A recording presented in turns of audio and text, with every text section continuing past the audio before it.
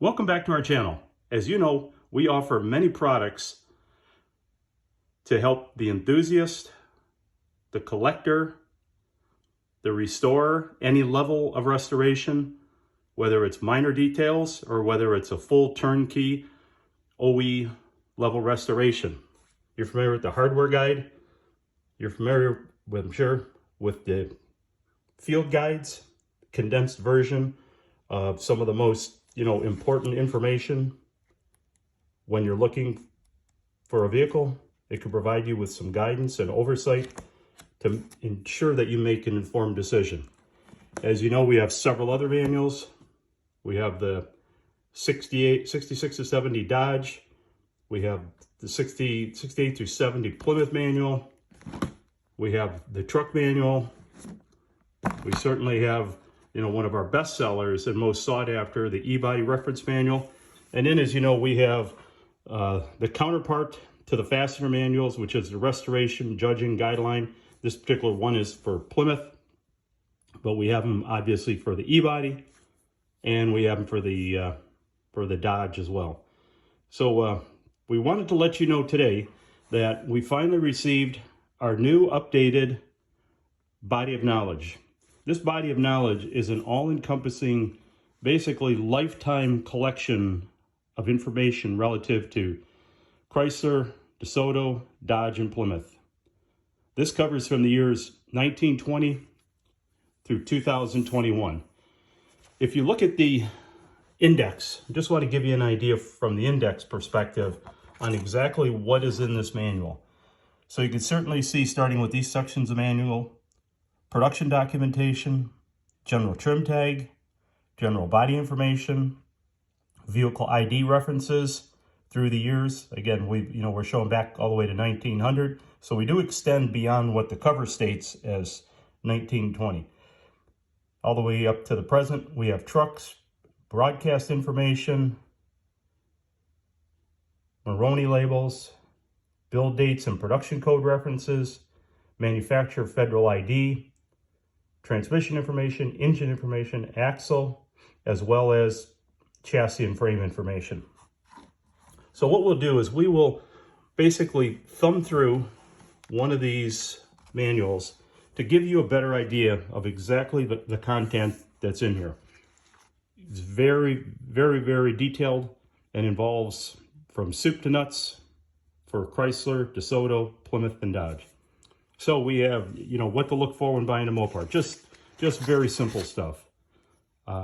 Basically, we go through restoration shops, production date codes, parts, casting numbers, vehicle provenance, Maronis, production information, federal ID, and it continues. We get into the very first section, which is vehicle production information, and you can see just running down through the list of what we offer: IBM cards, warranty cards, certicards, public law sticker, export tags, keys, Hemi engine build cards, consumer information sheet. From soup to nuts, again, as I say, from all ends of the spectrum, from documentation to parts, what to look for.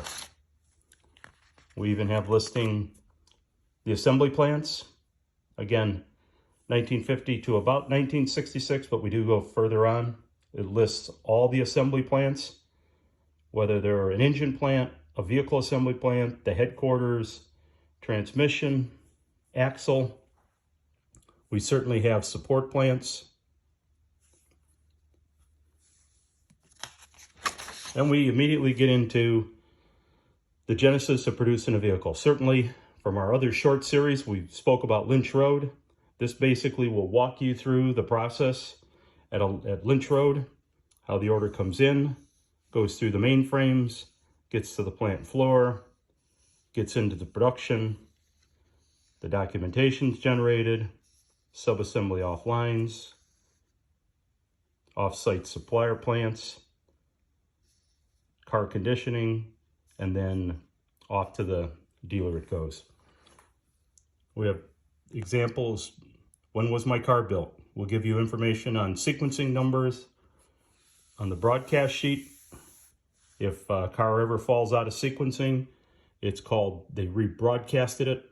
So you could have a build sheet, you could have 2 build sheets in your vehicle, and they have different numbers, and that's because one was broadcasted one time, and then that one was floating around the plant, and then it was rebroadcasted.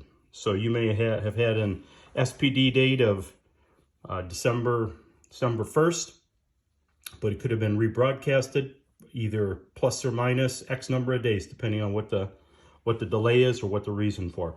So we'll quickly just flip through just to give you an idea of its content. Vehicle identification, what to look for, where is it located, vehicle ordering information, a typical order form, and we will cover order forms in an upcoming short video. So stay tuned for those. MSO labels, punch cards. There's our, various IBM cards that are available. How to read the IBM card. 1941 IBM card. The key punch machines that were used back in the day.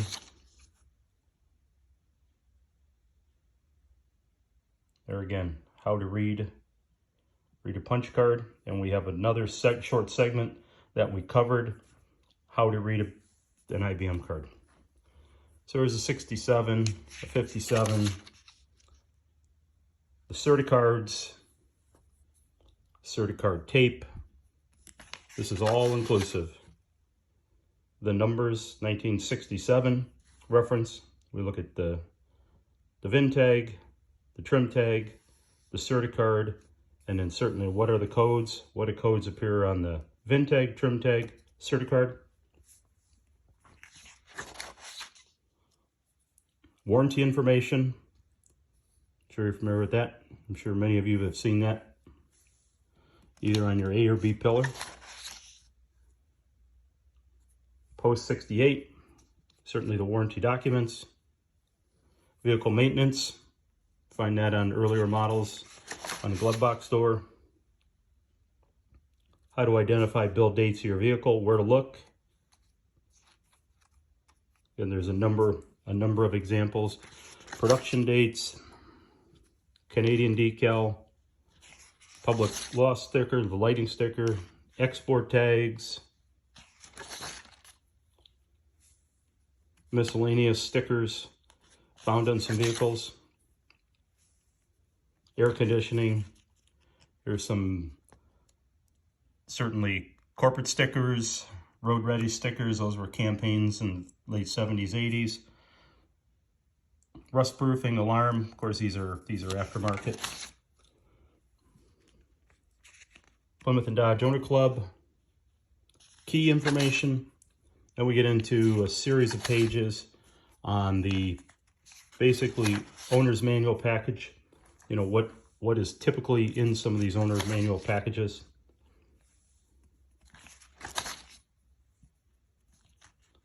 Hemi build card on a 426 Hemi. These were provided from the engine assembly plant to the final assembly plant. And if I'm sure you heard me talk before, others talk about the MN number that's on the bottom of a Hemi engine. This MN number should match up with this card. Here's an example, 709. Look at the last digits, 709. So these cards are typically found. They don't always survive. They were hanging on the engine when they came into the final assembly plant, and then sometimes they stayed with it and were put into the vehicle, and other times they were just discarded by the plant. So you can see there's a plethora of information. The inspection documents that you would find at various plants, and we'll have another segment coming up about these inspection documents, give you a better idea. Inspection documents. Here's one of the typical inspector tools, and I'm sure many of you have seen these punch throughs, specifically on St. Louis cars. There's a variety of shapes, but this gives you an idea of what it looked like. in-process inspection sheets, car conditioning sheets, body in white, IBM cards. There's a second line test, second shift, 1971 St. Louis. So it's a lot of information like this. Stamps that are typically found on LA cars, Lintrode cars, inspection stamps on inspection tags,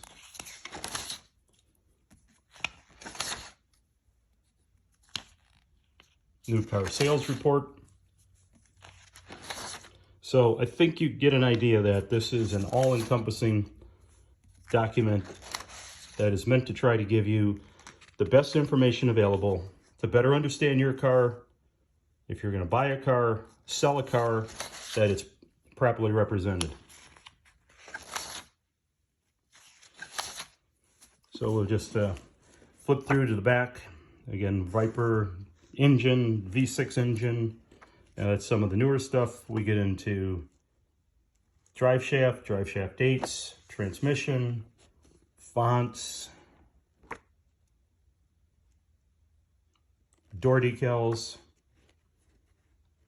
part numbers, build dates, the calendars.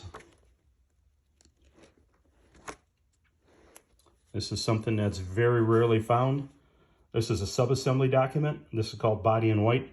So this is actually from the body shop. It'll give you an idea of exactly what the body should be configured properly for a particular application. Then we get into trucks. I know I'm going backwards here, but just for ease of flipping the pages, here's cowl tags, 1939-47.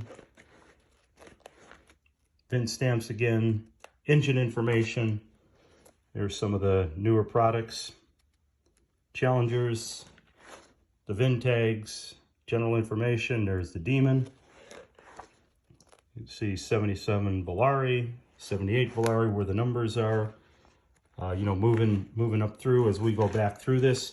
It has the later years, 66, 71, 75. There is 70 Superbird. It takes you right in through the 70s. And just to flip back a few more pages, you know, certainly we get into the 50s. The frame, where the numbers are on the frame. ID serial number location up to 1920, 31, 35, 30, all the way up to 67. Then we certainly have the new one. Coach builders, you know, the coach builder tags that we have seen before. Vehicles that we validated, vehicles we inspected, vehicles we've sold, vehicles we bought. Get into keys, various years, as you can see, going all the way back to the 40s, 46, 42. So as you can see, there's nothing that's ever been published and has been so precise on all these details that we are doing our best to record for history. Like some of our other manuals, this one will be recorded in the Library of Congress. And if you're not aware, from what we've been able to determine, when it comes to manuals, this E-Body Fastener Reference Manual is the only manual, restoration manual, that has been recorded in the Library of Congress. And there is the number 201-8908-396. So this one will be shortly recorded in the Library of Congress, as well as our other manuals. So if you like this content, stay tuned to our channel for more. Share with a friend. If you like, subscribe. And that way, when we drop a video, you'll be the first one to get it. Thank you very much, and have a great day.